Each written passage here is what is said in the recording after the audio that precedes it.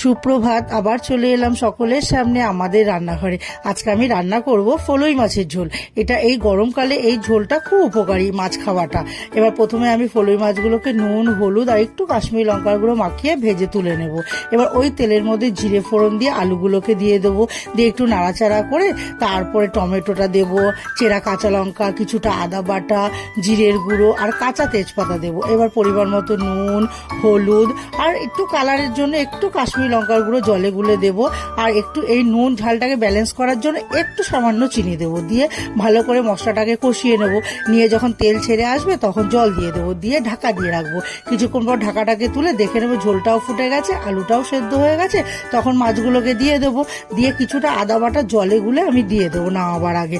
আর একটু হাতের মধ্যে রাঁধুনি ডলে দিয়ে নাড়িয়ে চাড়িয়ে নামিয়ে নেবো। তাহলেই তৈরি হয়ে যাবে আমার এই গরমকালের ফলই মাছের ঝোল।